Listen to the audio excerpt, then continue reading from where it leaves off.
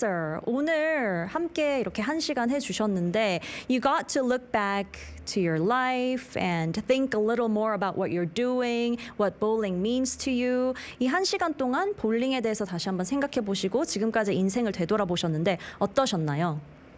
일단은 너무 이제 요즘 바쁘게 살아서 이제 이렇게 돌아볼 시간도 없었는데요. 어쨌든 이런 자리에서 또 이렇게 여러분들과 함께 이렇게 돌아볼 수 있어가지고 조금 감회가 좀 새로운 것 같아요. 아, 내가 잠시 잊고 있었던 부분도 있었고 뭔가 약간 제가 지금 말을 했지만 너무 또 달려가려고 하는 거지 않을까. 또 이러면서 페이스 조절을 또 하게 될 수 있는 계기가 되었습니다. Okay. Well, he's been really busy, keeping himself very busy lately, and he didn't really have a chance to reflect upon himself recently, but thanks to Culture Crunch, being on here helped him to reflect upon his life and sort of, manage his pace as well, not to push himself too hard.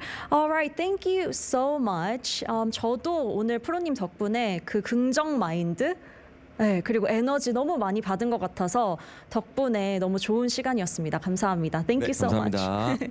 All right, so that was professional bowler Lee Sung-hoon, and please join me again tomorrow. This has been your DJ Ji-hee. We will leave you to our last song. Here's 공들이 featuring Lim Kim by Primary 오혁. Bye bye. Keep crunching. 새벽 그림자 사이에 뒷받질하는 불빛은 닭불 같아 선선한 아침에 노을 저기 아래는 우리의 보금자리야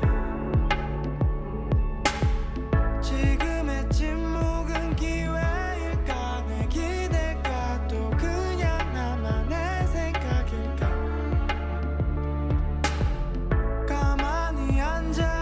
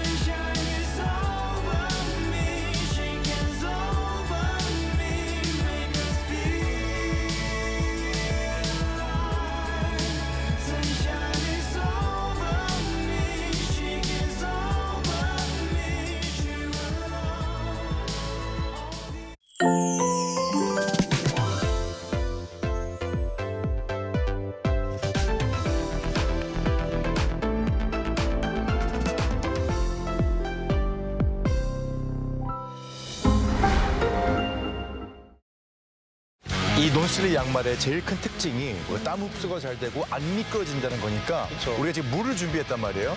타쿠마가 덜 밀리면 이게 재미가 없으니까 빠르게 와서 쫙 서봐요. 우와! 안 가지? 너무 안 가. 안 가. 진짜 안 가. All right, ladies and gentlemen, it's the critical moment that decides the match. Do socks really make a difference in performance? One wrong move here and it's game over. And just as I say that, he breaks through. And what a header! Oh, look at his footwork. No slipping at all. Thanks to the double-layer non-slip socks, he locks the feet perfectly to the ground. The grip of the polyurethane pads is incredible. It reduces muscle strain while maintaining full rebound power. These aren't just socks. This is performance engineered tech. Introducing WeFoot non-slip technology.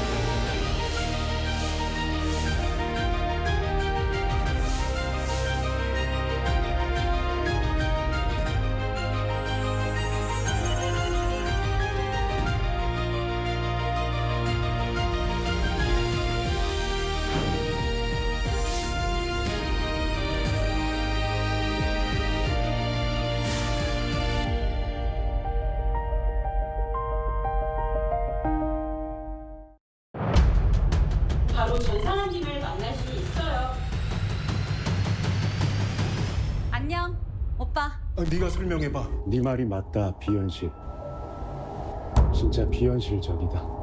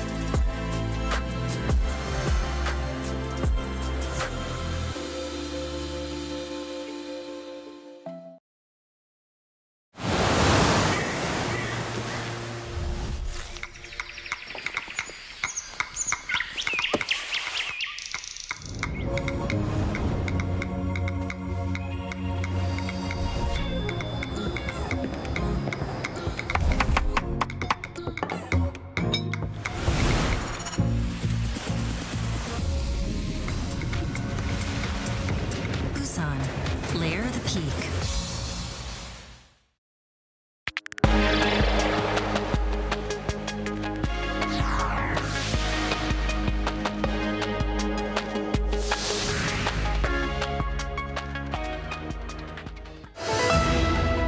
U.S. President Donald Trump and Chinese President Xi Jinping meet for a high-stakes summit here in South Korea. We have the latest from the first meeting of the two leaders since Trump began his second term. President Lee Jae-myung and U.S. President Donald Trump meet in Gyeongju for a summit as Trump visits for APEC. Two big announcements: the trade deal closed and a nuclear power submarine. The U.S. Fed cuts the interest rate by a 0.25 percentage point. The decision, however, was not unanimous, and a further reduction in December is uncertain.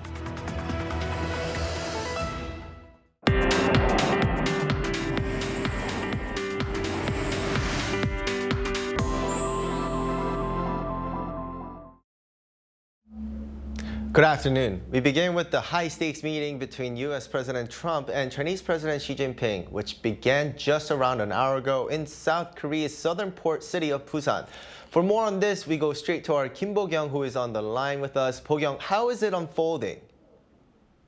Well, Tuyan, the meeting between the two leaders began at 11 a.m. today. It is taking place at Naremaru facility, located within the Republic of Korea Air Force Base at Gimhae International Airport, which has recently been remodeled. Chinese President Xi Jinping, who is visiting South Korea for the first time since July 2014, landed at the airport around 10 minutes before the summit started, while Trump arrived at the Naremaru facility before him after departing from the Hilton Hotel in Gyeongju at around 9:35 a.m. After shaking hands in front of reporters, the two leaders shared brief welcoming remarks, with Trump wearing a red tie, saying it was nice to see Xi again, while Xi echoed that sentiment in his reply. During opening remarks, Trump praised Xi as a great leader and said that more agreements would be made even though many parts of their trade deal had already been agreed. Xi, in response, said that the two leading economies in the world having friction is normal, and that he believes China's development goes hand in hand with Trump's vision of making America great again. He then added his willingness to continue working with the U.S. to build a solid foundation for the two nations. Listen to this. And we will be having some discussions. I think we've already agreed to a lot of things, and we'll agree to some more right now. I always believe that China's development goes hand in hand with your vision to make America great again. Our two countries are fully able to help each other succeed and prosper together. Over the years, I have... Now, what are the top agenda items that will be discussed between the two? Well, there are several, and with the main framework of a potential trade deal already agreed during U.S. Treasury Secretary Scott Bessent and Chinese Vice Premier He Lifeng's meeting in Malaysia, now we need to see whether the two leaders can finalize that deal. The biggest part is the issue of tariffs. China, the world's largest rare earth exporter, previously announced a major expansion of export controls effective from December 1st, to which Trump said he would impose an additional 100% tariff on Chinese goods from November in response. This has been managed, with Bessent having said that China is expected to defer its export controls on rare earths and avoid the tariff that Trump has threatened to impose on Chinese goods. Now, all eyes are on whether this issue gets fully dealt with in today's meeting. Trump already hinted at cutting tariffs imposed on China over fentanyl from the current 20% to 10%, while aboard Air Force One on Wednesday, saying he believes China will be able to help the U.S.'s fentanyl situation. Meanwhile, China's state-owned grain company, COFCO Group, recently purchased 180,000 tons of U.S. soybeans, the country's first purchases from this year's U.S. harvest. Possible agenda items could also include easing U.S. export controls on software to China and a coordinated reduction or withdrawal of the hefty port entry fees that both countries have imposed on each other's shipbuilding and trade industries. Well, this is all from me for now. Back to you, Doyeon. Thank you, Bo-kyung. Do keep us updated. Now, in light of APEC in Gyeongju, a summit between President Lee Jae-myung and U.S. President Donald Trump on Wednesday resulted in a trade deal. Korea will make investments worth $200 billion in cash in return for lower U.S. tariffs on cars. This comes after 3 months of negotiations. Our senior presidential office correspondent Yoon reports from Gyeongju. After the second summit between Presidents Lee Jae-myung and Donald Trump in just 2 months, a trade deal has been announced. We reached a deal. We did a lot of different things. We had a great session. The two leaders met in Gyeongju on Wednesday for about an hour and a half, followed by a special dinner. Among the $350 billion investment package from South Korea, $200 billion will be in cash, and the amount that Seoul pays will be capped at $20 billion a year. The investments will be made in dollars in accordance with business progress, so they will remain within a range that South Korea's foreign exchange market can withstand. Similar to the deal the U.S. made with Japan earlier, profits generated from Korean investments will be equally shared with the U.S. until the initial investment is recouped. The remaining $150 billion will be dedicated to cooperation for shipbuilding.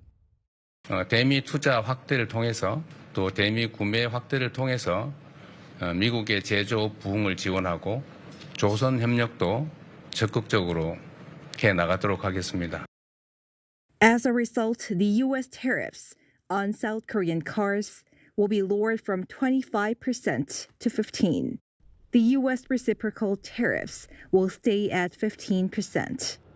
Pharmaceutical and lumber items will be granted most favored nation treatment, and airplane parts and generic drugs will be free from tariffs. For Korea, there will be no additional opening of the market in the agricultural sector, such as rice and beef, given the sensitivity of the matter. The announcement came as a surprise, with not many expecting the outcome this time, following the nearly 3-month-long tug-of-war trade talks. Eyes are now on when the tariffs will be actually lowered. Yoon, Arirang News, Gyeongju. Now, following that, businesses in South Korea have welcomed the trade agreement with the U.S., calling it a major diplomatic and economic achievement. The Federation of Korean Industries said in a statement on Thursday that a deal reaffirms the two nations' shared principle of mutual benefit and prosperity. Businesses also praised measures to minimize the financial impact on Korea's foreign exchange market, saying it would help stabilize the economy. They expressed hopes that the agreement will further expand industrial cooperation and investment in strategic sectors like advanced technology, shipbuilding, and energy. Security was another major focus of the summit between Presidents Lee Jae-myung and Donald Trump in Gyeongju. It appears significant progress was made as President Trump revealed this morning that he had approved South Korea to build nuclear-powered submarines. Our presidential office correspondent Song Yoo-jin also reports this from Gyeongju. One of the key proposals President Lee Jae-myung raised during his second summit with U.S. President Donald Trump was South Korea building nuclear-powered submarines. 연료 공급을 허용을 해주시면 저희가 저희 기술로 재래식 무기를 탑재한 잠수함을 여러 척 건조해서 우리 한반도 동해 서해에 해역 방어 활동을 하면 미군의 부담도 상당히 많이 줄어들 수 있을 것이다라는 생각이 듭니다. President Trump made it official on Thursday, posting on social media that he had, quote, given approval to build a nuclear-powered submarine, mentioning that the sub would be built in Philadelphia. Nuclear-powered submarines can stay submerged far longer and operate much more quietly than diesel-powered ones, making them harder to detect. But under the current South Korea-U.S. nuclear cooperation agreement, Seoul is barred from using nuclear power for military purposes and from producing or importing highly enriched uranium, the fuel needed for such submarines. In this context, President Lee asked for his American counterpart to advance substantive discussions on revising the decades-old agreement. Also high on the agenda was North Korea. While both leaders acknowledged that the highly anticipated meeting between President Trump and North Korean leader Kim Jong-un would not take place this time, President Lee again emphasized Trump's potential role as a peacemaker on the Korean Peninsula. 대통령께서 김정은 위원장과의 회담을 요청을 하고 언제든지 받아들일 수 있다라고 말씀하신 것은 그 자체만으로도 이 한반도에 상당한 평화의 온기를 만들어내는 것이기도 합니다. And I know you are officially at war, but we will see what we can do to get that all straightened out. I know Kim Jong-un very well. We get along very well. Lee first proposed the peacemaker and pacemaker framework during their August summit at the White House, calling on President Trump to help bring Pyongyang back to dialogue, while pledging that Seoul would help sustain the momentum. South Korea's presidential office says the results of the summit, including key points from the security talks, will be released as a fact sheet. Attention now turns to what tangible results the summit will deliver, as the government has been stressing a mutually beneficial agreement that protects national interests. 송유진, Arirang News, Gyeongju. South Korea, the U.S., and Japan have reaffirmed their cooperation during a trilateral foreign ministers meeting held in Gyeongju on the sidelines of APEC. Foreign Minister Cho Hyun met with U.S. Secretary of State Marco Rubio and Japan's new Foreign Minister Toshimitsu Motegi, marking their first trilateral gathering since Japan's new leader took office. Cho said it was meaningful to hold the meeting shortly after Japan's cabinet reshuffle and proposed stronger cooperation to bolster regional supply chain resilience and address joint challenges across the Indo-Pacific. Rubio and Motegi reaffirmed their commitment to work together for peace, stability, and prosperity in the region. The three ministers agreed to maintain close coordination on North Korea, upholding the goal of complete denuclearization and to continue diplomatic efforts to ensure peace and stability through dialogue and consultation. From ancient Silla to APEC 2025, Korea, Gyeongju is proving that tradition never fades. Rather, it transforms. A dazzling Hanbok fashion show brought Korea's cultural beauty to the world stage. Our Park Hyobin has more. Under the glow of nine lights, models in Hanbok, Korea's traditional attire, brought the country's timeless elegance to life. Gyeongju, the ancient city of Silla, once again shines as Korea's capital of culture. Ahead of APEC 2025 Korea, a Hanbok fashion show was held on Wednesday evening on a floating stage over Walljeonggu Bridge in Gyeongju. It's my first time seeing a Hanbok fashion show in person. My kids really enjoyed it too. I realized how beautiful Hanbok can be. It was a refreshing and joyful experience. Set against the backdrop of the Silla-era bridge connecting the royal palace and the city gates, the runway was designed in the shape of the Korean letter Hyut. The show featured 5 symbols of Korean heritage: Korean traditional clothes, architecture, food, paper, and the alphabet with advanced technology. This show stands out from traditional ones. Its theme is Inheriting Tradition, Flying with Technology. It features royal Silla costumes, APEC commemorative Hanbok, AI-designed pieces, and drone displays showing a new future for Hanbok culture. The event was attended by South Korea's First Lady Kim Hae-kyung, the spouse of Canada's Prime Minister, and other distinguished guests from home and abroad, as well as locals. The world put the spotlight on Hanbok, sharing the beauty of Korea's tradition with the global audiences. Gyeongsang-bukdo province is home to materials like silk and rami that have long supported Korea's hanbok industry. We hope to share this cultural legacy with the world. Linking past and present, Hanbok is a living symbol of Korea's cultural spirit and evolving identity. The Hanbok fashion show brought together Korea's timeless heritage with cutting-edge technology. It's also a stage for cultural diplomacy, sharing the beauty of tradition with the world. Park Hyobin, Arirang News, Gyeongju.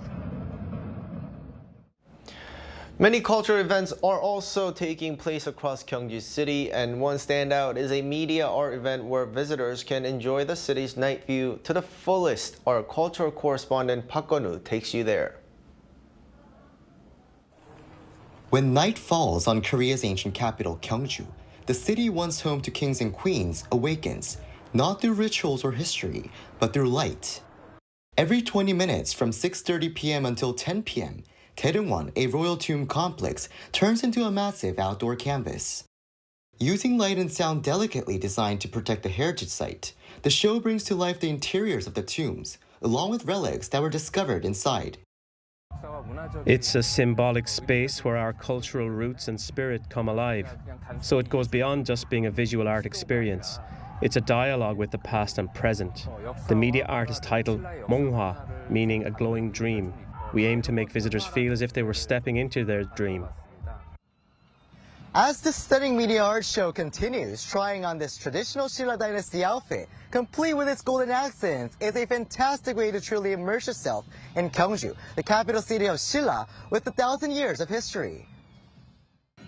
Those who want this immersive experience can try it out after registering on site on a first-come, first-served basis before the weekend shows. Since the event kicked off last Friday, more than 11,000 people have already visited and enjoyed themselves. I bet this is the first media art show ever held at a tomb anywhere in the world. I wish events like this are held regularly so that the city can grow even further. It'll be a good way to promote Gyeongju to a wider audience. Around a fifth of the total visitors have been foreign nationals, coming from near and far during the APEC event. I really like the thing on the hill, so the whole sound and music kind of really worked well together. Switzerland is not really known for light and art displays. Creating an inspiration. I think my friends would like it. Yeah, I will definitely show them video of this show. As night falls on the ancient capital, Gyeongju's royal tombs come to life, where 1,000 years of history meet the glow of modern light, through November 16th, illuminating the city's path toward the next 1,000 years. 박건우, Arirang News, Gyeongju.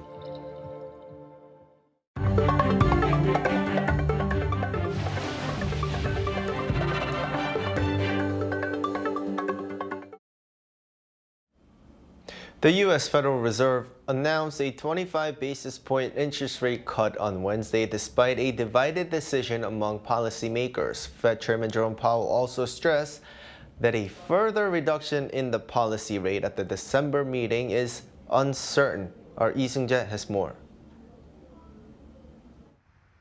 The U.S. Federal Reserve announced a quarter-point interest rate cut on Wednesday, marking a divided decision among policymakers. The move lowers the federal funds rate to a range of 3.75 to 4.00% and comes as the central bank works to ease concerns over tightening liquidity in money markets. Today, the Federal Open Market Committee decided to lower our policy interest rate by a quarter percentage point. However, with a 10-2 vote, the decision was not unanimous. Two members dissented, Governor Stephen Moran, who pushed for a larger reduction to support slowing growth, and Kansas City Fed President Jeffrey Schmidt, who opposed any cut, citing ongoing inflation risks. The split highlights growing divisions within the central bank as it navigates an uncertain economic outlook. Speaking after the meeting, U.S. Federal Reserve Chair Jerome Powell acknowledged the sharp differences within the committee. He cautioned that while some members favor additional easing, others want to pause. The Fed chair also noted that another rate cut in December is still uncertain. In the committee's discussions at this meeting, there were strongly differing views about how to proceed in December. A further reduction in the policy rate at the December meeting is not a foregone conclusion. Far from it. Policy is not on a preset course. With the Bank of Korea freezing its rates earlier this month, the gap between the two central banks' rates now stands at 1.25 to 1.50%. Lee Seung-jae, Arirang News. Former President Yoon Suk-yeol has appeared at his ongoing insurrection trial on Thursday, marking his first courtroom appearance in nearly 4 months. Yoon has been in detention since July on charges of leading an insurrection and abusing power over his failed attempt to impose martial law last December. He previously attended a separate trial in September related to the same case and a hearing on his bail request. At Thursday's session, former Army Special Warfare Commander Kwak Jong-un is scheduled to testify. Kwak has claimed that Yoon ordered him to forcibly remove lawmakers from the National Assembly during the brief martial law period.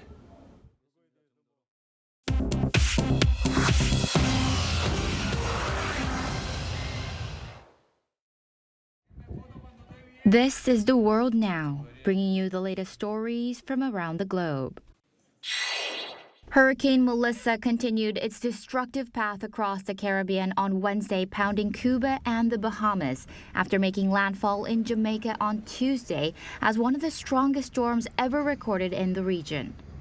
Officials report at least 23 deaths in Haiti, 8 in Jamaica, and 1 in the Dominican Republic as flooding and landslides devastate communities.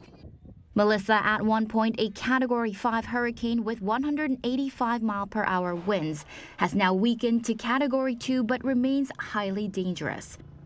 The U.S. National Hurricane Center warns of storm surges of up to 7 feet and flooding across southeastern Cuba and the Bahamas. More than 77% of Jamaica is still without power, while damaged roads and downed communication lines hamper relief efforts. The U.S., UK, and United Nations have begun sending aid and rescue teams, though officials say the full extent of damage is still unknown. In Moscow on Wednesday, President Vladimir Putin announced that Russia had successfully tested its Poseidon nuclear-powered super torpedo, a weapon that analysts say could devastate coastal regions with radioactive ocean waves. Putin said the test took place on Tuesday, confirming the torpedo was launched from a submarine and that its nuclear propulsion system was activated for the first time. Talking to wounded soldiers at a Moscow hospital, Putin said that, quote, "there is nothing like this," boasting the Poseidon cannot be intercepted and can travel about 10,000 kilometers at speeds near 185 kilometers per hour. The test follows Russia's Burevestnik missile launch last week. Arms experts say Poseidon breaks traditional deterrence norms, carrying an estimated 2 megaton warhead capable of triggering massive underwater explosions. France's Senate approved a landmark bill adding consent to the country's rape law on Wednesday. Lawmakers say the move closes long-criticized legal gaps exposed by a high-profile sexual assault case. The new legislation redefines rape and sexual assault as any non-consensual act, requiring that consent be informed, specific, prior, and revocable, and not implied by silence or lack of resistance. The bill still requires President Emmanuel Macron's signature before becoming law. The reform follows the case of Giselle Pellicot, whose husband and dozens of others were convicted of raping her over nearly a decade, a trial that exposed what campaigners call a gray area in French law. Supporters say the change will make it easier to prosecute sexual violence and raise public awareness around mutual consent. Chu Ji-hyun, Arirang News.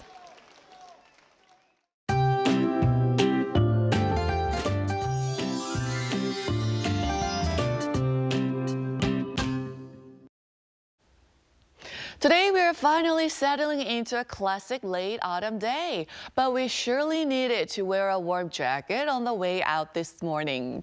Temperatures will warm up by about 10 degrees or even more, making for a pleasant and crisp afternoon. But remember to regulate your body temperature with outer layers.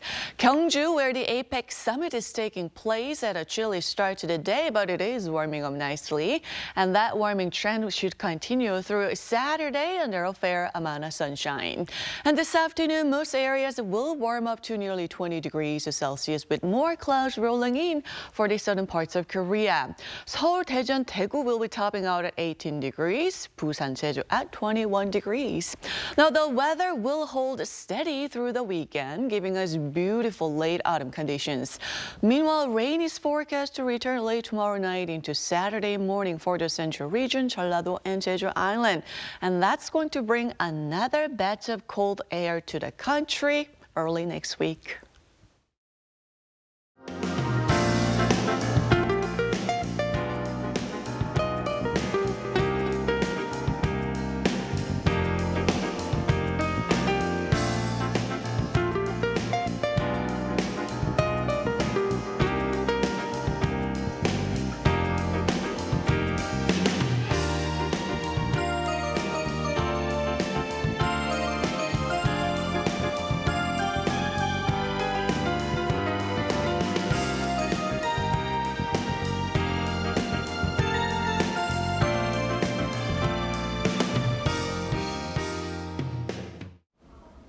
That's all we have for today's noon edition of Arirang News. Thank you for watching. Arirang News will be back at 5 p.m. Korea time. Stay tuned.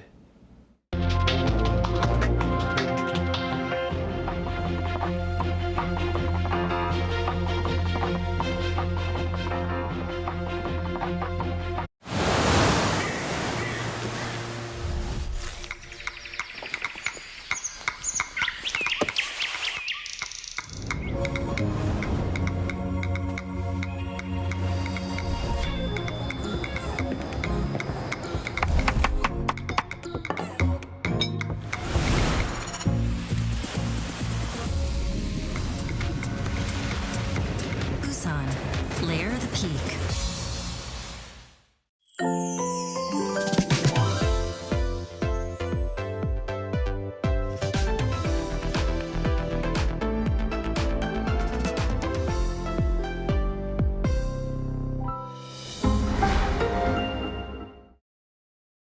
비행기처럼 높이 세계 속으로 가느다 하늘도 내 꿈